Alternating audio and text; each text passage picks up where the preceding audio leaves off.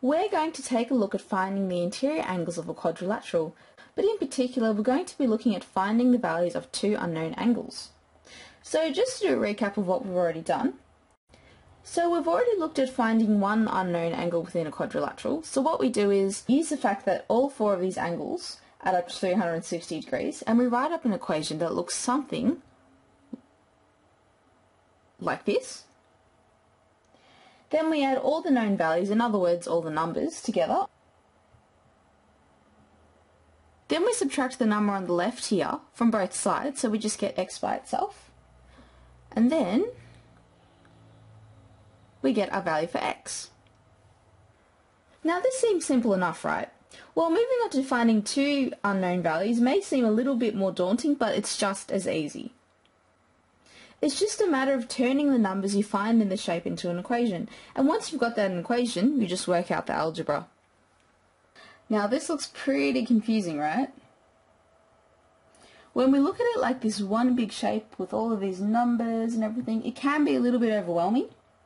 So that's why the first step is actually to take one of these triangles. So you'll see that there's a dotted line here that kind of divides this quadrilateral into two triangles. So what we do is we pick one of the triangles, we treat it as its own little object, and we'll work out one of the values that we don't know. So we'll work out the top triangle first. So we know that all of the angles in a triangle add to 180 degrees, right? So what we'll do is we'll write this up as an equation. So we've got x take away 8 plus x plus 100 equals 180 degrees. We then add all the like terms. So we get 2x plus 92 is equal to 180 degrees. We then subtract the number on the left hand side on both sides, so we get the x term by itself. And then we have to divide both sides by 2 because we want to get x by itself, so we get the value of x. So we then get the value of x, which is 44 degrees. So now we can work out both of these angles because we know the value of x. So we just substitute 44 in the place of x. And we get our two values of 36 and 44.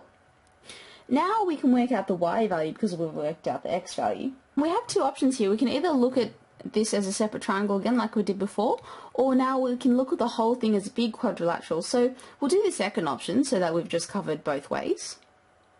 So we know that the angle sum of a quadrilateral is 360 degrees. So we just got to write this up as an equation. We then add all the like terms together, in this case it's just numbers. And we then take away the number on the left from both sides, so we get y by itself. And we get our y value of 57 degrees. Now one of the really cool things about the interactives is that, well, you can interact with them.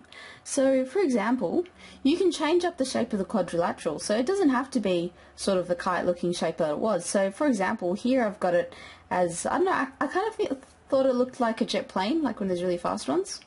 Yeah, so you can move it around, make it more of a triangle, even though it has four sides.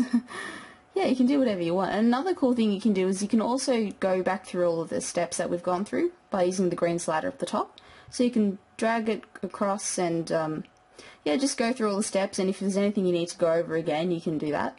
And just play around and have some fun with it.